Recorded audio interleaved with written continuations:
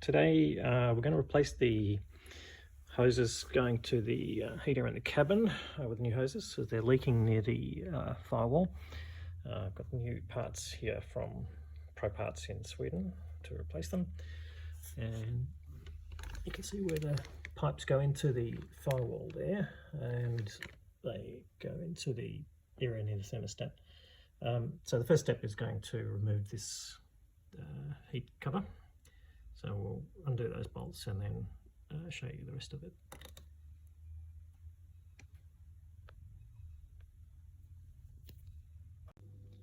So they were just 10mm bolts, which took the socket to, and this just clips on to the stuff before.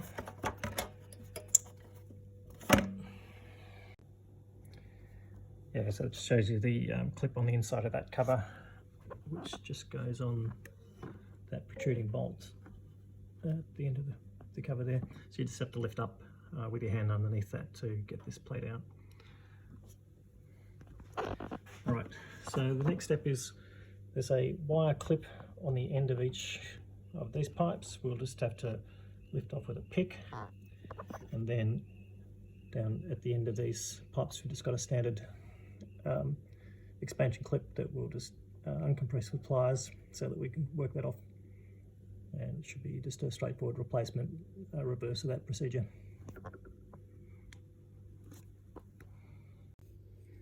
So I'll just work the screwdriver into the clip here and just lift that up.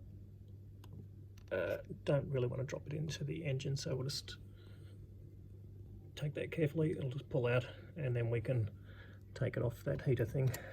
And then same thing here on the other side, just lift the screwdriver into that clip and pull it out so that you can extract it with your fingers.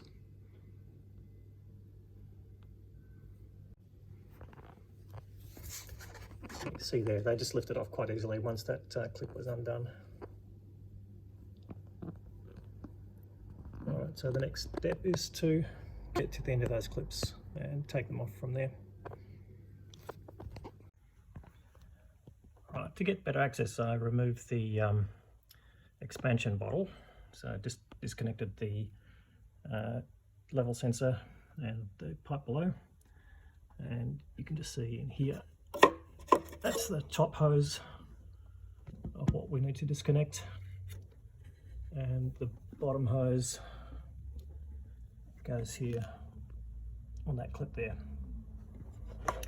And for that you need a fairly wide opening pliers, so I'm just going to use this standard sort of plumbing pliers to get those groups off. Right, for this long hose I had to actually cut into the hose at the base to basically let it release from the side of the engine. So, and the next thing is you need to remove these clips at the end and put them on the new part.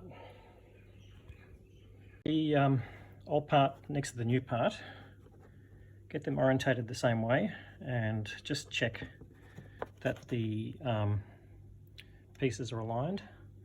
So you can see that the old part here, the top of it is pointing to the right, and on the new part it's basically rotated 90 degrees.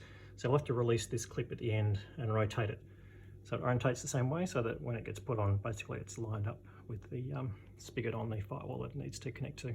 Alright, so that's basically the new hoses in place. You can make sure your clips are left in a place that you can remove them easily when you come to replace these again, and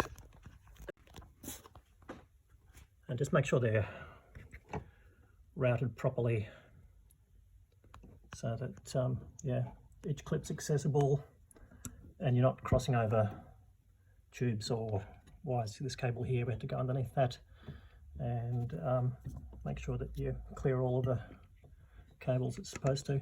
So again, just make sure that the new hose is bedded down properly on the spigot that it's attached to, and again at the clip that you put in place is easily accessible the next time you come to want to remove it, so that you don't go through too many shenanigans. Alright, and that's basically it. So we'll just put the covers back on and top it up with coolant.